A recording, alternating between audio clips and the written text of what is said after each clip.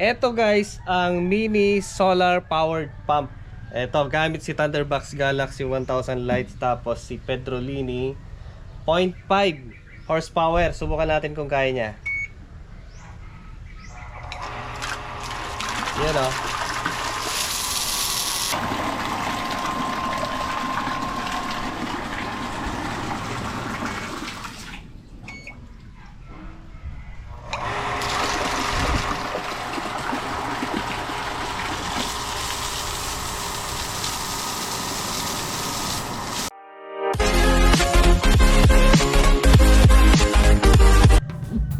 Good morning mga adik, and today ay may good news ako sa inyo. Kasi nga may nahanap akong water pump na kayang paandarin ni Thunderbox Galaxy 1000. Sa mahal ng kuryente ngayon at di natin alam kung magmamahal pa lahat.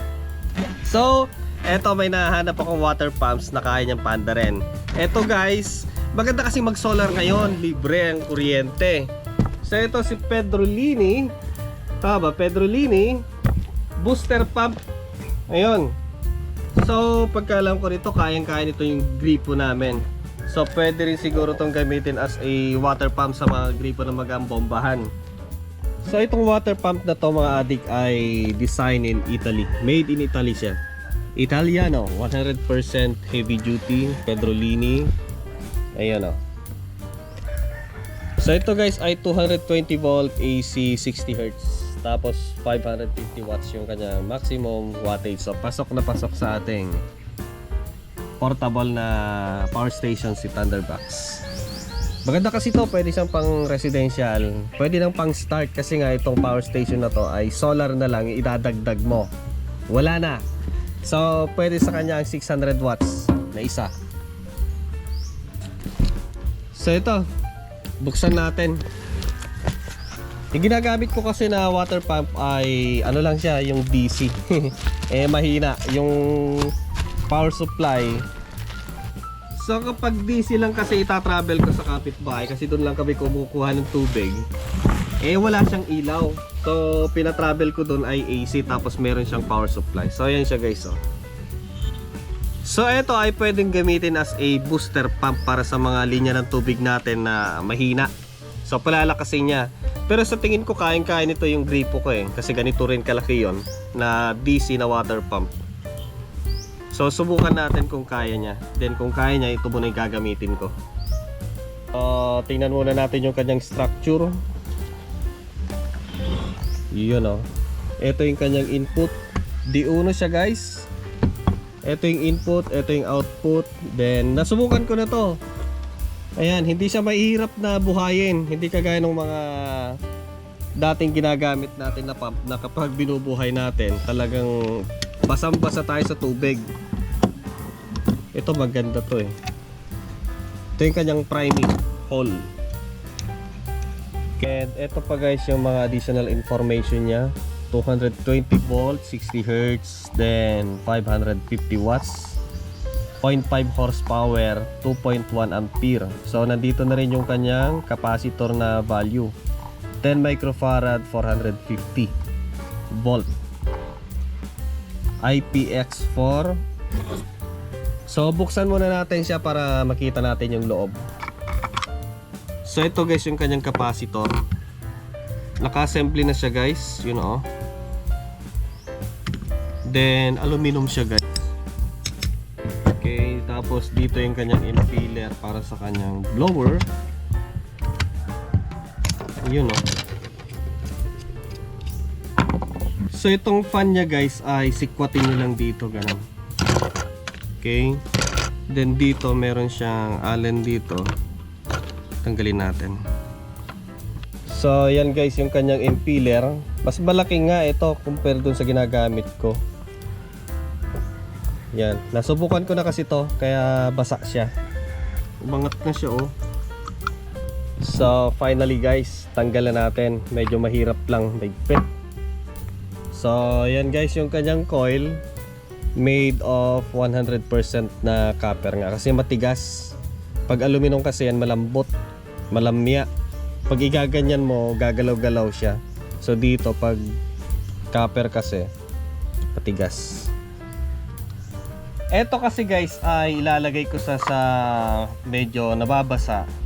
So para safe yung water pump natin, nilagyan ko na rin siya ng silicone glue para hindi siya pasugin ng tubig sakaling mabasag doon or maulanan.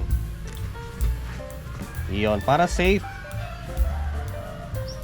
So subukan nating paandarin gamit kay Thunderbox Galaxy 1000. Iyon. Sak natin yun. Ayun o.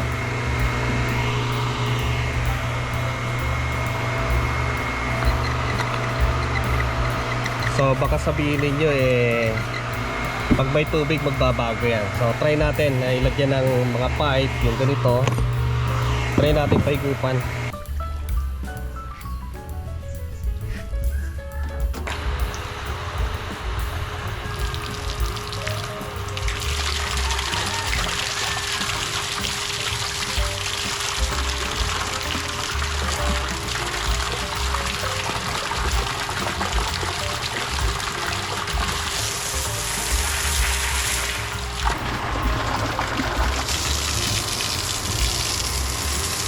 Lakas din siya oh.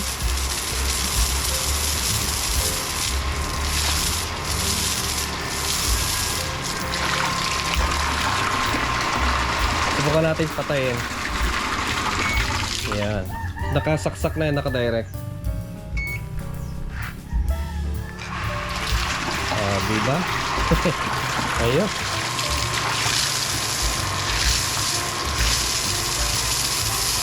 Lakas din oh. Pwede na rin siyang lagyan ng tangke. Ilagay sa tangke, pwede. Ayan o. So, siya pala guys, bago natin siya install sa may poso. So, susubukan kasi natin siya kung kaya niya yung normal na poso lang. Okay? Isang tubo lang yung ginamit namin dito kasi dito sa amin ay mababaw ang tubig. So, i-try natin. Okay, ang presyo nga pala nito guys ay available in Lazada at Shopee. Ang price niya is 1,270. So available, nasa description at nandito mismo sa may screen natin. Yan, price nyo na lang yan, mapupunta kayo sa Shopee. Ayan. So ito guys yung ginagamit kong water pump dito, DC solar pump. Ayan, ito yung kanyang power supply kasi nga AC yung ginagamit ko dito. Pag DC kasi walang ilaw dito sa kapitbahay namin, kaya AC yung ginamit ko and bagsak yung kanyang supply kaya mahina, napakahina. Ngayon papalitan natin siya.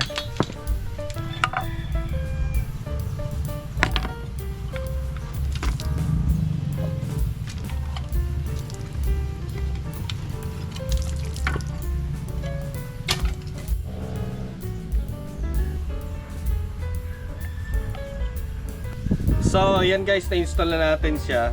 Pansamantala ito muna bago yung travel papunta dun sa amin. So tingnan natin kung gaano kalakas yung volume ng tubig na kaya niya itulak. Okay?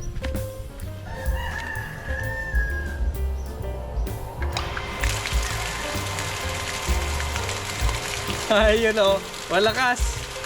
O, diba? Pwede na rin siyang lagyan ng maliit na tangke. Dito kahit siguro yung ganyan lang kataas sa tangke. Yung nasa ibabaw niya yung motor. Pwede na oh. Lakas oh.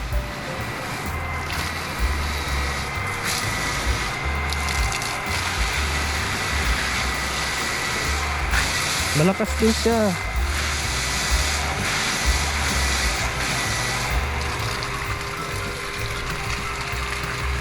So i-check natin dito sa swimming pool ng bata, mini jacuzzi. Ayan guys, oh, mas malakas na siya ngayon. Mas mataba na siya oh. Diba? Bilog na siya ngayon. Kanina, eto siya guys, mas mahina. So ganyan siya kalakas guys. And ngayon, malakas na. Ang tangke lang naman kasi namin dito guys ay drum na nakataas, gravity tank. So kung ganito kalakas na tubig, mas mabilis niyang kargahan. Gusto ko lang naman talaga ma-improve yung kanyang lakas Ayan o, ganda maligo dito. So ganyan lang siya kataas para safe sa bata. Diba? Lakas na oh. Oh, saan ka pa? You know? Malayo na yan. Malayo na. Malayo na sa mismong poso. Diba? So ito yung gagamitin ko kasi na pang-improve sa kanyang piping. Ang nakalagay lang kasi yan, doon pa galing, malayo. Doon sa kabilang bahay yun, oh. So yan yung swimming pool natin na maliit. Then doon galing, doon pa sa kabila ng bahay yan. So malayo. Malakas naman, maganda yung improvement niya. So yan mga bossing, para sa mga gustong bumili ng ganong klaseng water pump ni Pedrolini, available in Lazada at Shopee.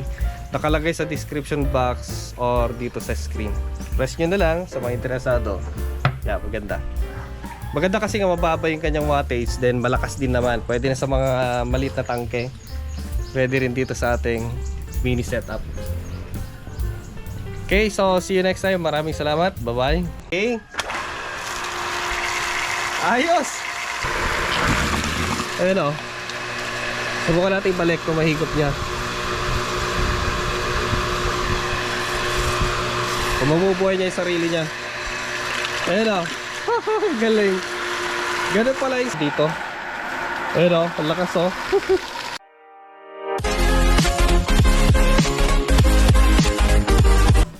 Good morning mga adik, magandang araw sa inyo lahat. And today ay magre-review tayo ng pangmalakasang water pump ni Pedrolini.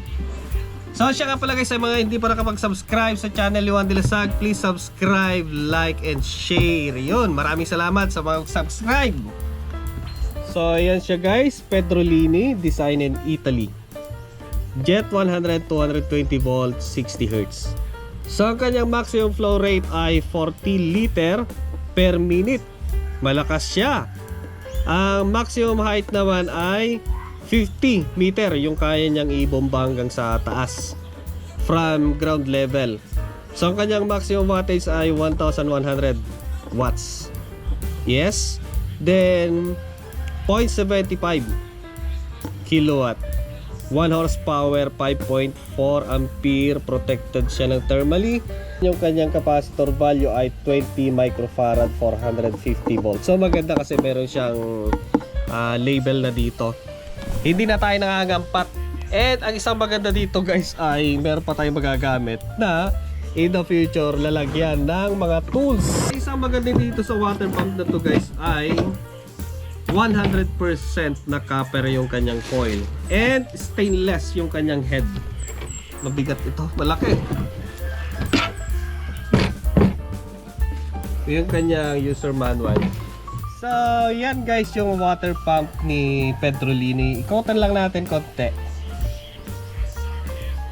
Ayan o. Stainless ito guys yung kanyang cover. Ayan. Tapos 100% copper yung kanyang coil. And ayan, pang heavy duty, pang malakas ang water pump. So ayan siya guys, may kabigatan talaga. And para sa mga interested na bumili ng ganitong water pump ni Pedrolini, available po siya sa Lazada at Shopee. Ang price po nito guys ay 3,471. Okay, pindutin nyo na lang po dyan sa side na yan, sa screen, lalabas po yung product na to. Dadivert niya kayo sa Lazada at Shopee. So para sa mga interested, ayan, nalagay po dyan sa description box or sa screen natin. So di uno po yung kanyang inlet at outlet. Then nandito yung kanyang prime hole. Buksan nyo yan, dito kayo magpa-prime ng tubig. Tapos naka-allen wrench pa siya, stainless. Boom. Diba? So maganda to kasi nga ay hindi kakalawangin. Diba? Tapos andito yung kanyang capacitor. Andito yung kanyang impeller para sa kanyang air blower para sa kanyang motor. So mananatiling hindi siya mainit kasi nga hinihigop niya yung hangin dito, pinapasok dito para mapapalamig yung kanyang motor. Ayun. So nandito yung kanyang capacitor. Yan guys. 450 volt AC, 20 microfarad. Okay. So ayan guys, tatanggalin natin yung mga tornilyo dito. Tanggalin na natin yung cover. So ayan guys, yung kanyang impeller made of copper. Then meron siyang stainless dito na plate at o-ring. And eto naman guys ay cast iron sa kanyang body. Okay. So dito naman sa kanyang cover made of stainless. Ang kagandahan kasi sa stainless, matibay at hindi siya kakalawangin. Then hindi siya mabibitak compare sa cast iron na cover. So ayan guys, meron siya mga dagdag na parts dito. Ito ay para siyang water diffuser or booster. Yan, i-boost niya yung flow ng tubig. Okay, then meron siyang suction pipe dito papunta dito sa iyon. Sa inlet. Meron pa siyang ano dito dagdag. Para siyang ano, hard plastic, parang carbon fiber ba to? Matibay, yun oh. Then ito naman guys yung kanya suction pipe. Parang meron siyang ano, self-priming. Oh, yun nga, parang ganon. Yes, papunta sa kanyang suction. Alright. Then ito guys yung kanyang cover. Oh, meron siyang drain dito. So dito mag-stock ng tubig and ipa-prime niya yung sarili niya. Ayan, oh, gagamitin niya yung tubig paulit-ulit kumbaga pag hindi pa niya napuno. Ay, ikot-ikot dyan. So may stock siya dito. Pag i-drain natin yung butas na yan. Alright. So iyan o. Diba? Made of copper. Tigas o. Iyon. So 100% na pure copper yung kanyang coil. And ito yung kanyang end bell. Hindi na natin hugutin kasi nga pag hugutin natin marami pa tayong tatanggalin dyan. Tawag ba dito? Stator. Hugutin na rin natin para ma-stock natin yung kanyang loob. Yun o. Diba? Yan yung kanyang winding. Diba? Okay. So ayan, meron siyang additional na pa dito. Pero yung installation ko kasi doon, hindi na kailangan lagyan ng base kasi nga sapat na yung kanyang mga pipe na mag-hold. So ayan guys yung kanyang ano. And ayoko ring masira yung kanyang seal doon. Baka pag kinalas ko yan tapos kinabit natin, tumutulo yung tubig. So mas maganda pa rin na yung original na ano niya. Stainless pala dito oh. Sa kanyang seal dito para hindi magkalawangin. So ayan guys, na-assemble na natin ulit. And ngayon ay susubukan natin muna sa mini pool namin kung gaano kalakas yung kanyang tubig bago natin i-install. So ayan guys, naka-set up na siya pansamantala at malilit yung ginamit kong tubo muna. Yun ah. Then natanggal na yung kanyang prime hole. Subukan natin kung self-priming siya. Kargahan lang natin ng stock.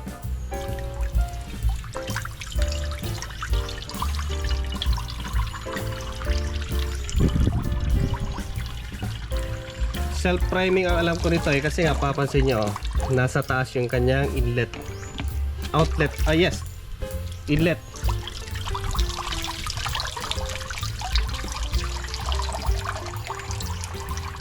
Tingnan natin kung mabubuhay niya yung sarili niya. Kasi na kaya yan?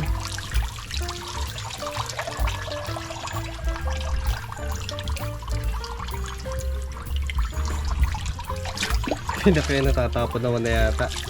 Bagay, meron siyang check valve. Takaw naman ito. Ano lang kaya?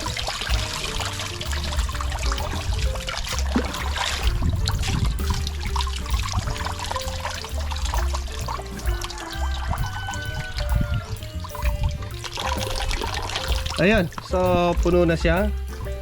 Subukan natin kung self-priming siya. Para yung ano namin kasi dito, yung setup ko kasi dito, palaging namamatay. So kailangan mo siyang i-prime. May tama kasing nilagay kong ganito. Yan dito. Okay? Ayos! Ayos siya guys! Huwag natin tanggalin. Ayun o. Subukan natin ibalik kung mahigop niya. Kung mabubuhay niya yung sarili niya. Ayun o. Galing. Ganun pala yung self-priming, yung design dito sa loob. Diba? Hindi mo na kailangan bomba-bombahan yung gripo para mabuhay. Ayos, self-priming siya.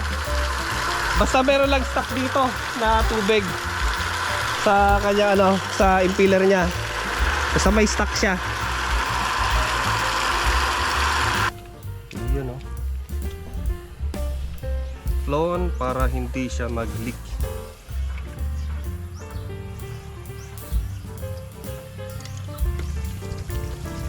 Dahil pala niyang stock na tubig tagal niyang napuno kanina. So dahil hindi na natin siya maipaprime mamaya kasi ngayon tubo dito matatakpan yung kanyang prime hole. So lalagyan na natin ng tubig dito. Yun So eto guys ay patay yung gripo. Yan and kargado na rin yung kanyang reservoir ng tubig. Tingnan natin kung mabubuhay niya yung sarili niya. Self-priming nga Okay, so isaksak na natin.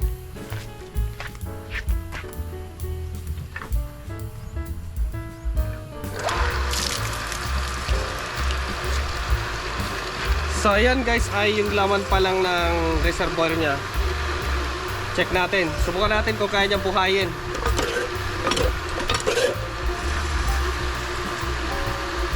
Hintay lang tayo. Patay sindikati kasi tong gripo na to Subukan natin kung kaya niya buhayin yung sarili niya. Ayun. Ayos, buhay na ganyan talaga, marami pag-una. Ayan, malinaw na. Parang bukal na yung kanyang tubig. Nalamog kasi yan yan buhay na Ayos. Grabe, ang dumi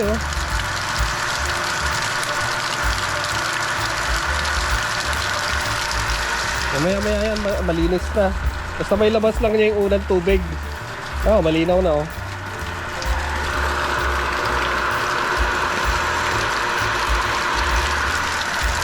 diba? Linis na linaw na mamaya yan, mas malinaw pa yan. Ayos niya, self-priming. Ayos. Lakas diba?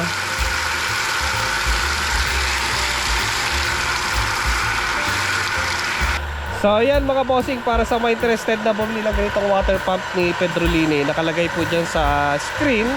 Pindutin nyo lang yung screen or punta kayo sa description, nandun yung link. Okay, so maraming salamat sa inyong panonood sa video na to, and next time ulit mga bossing. Yan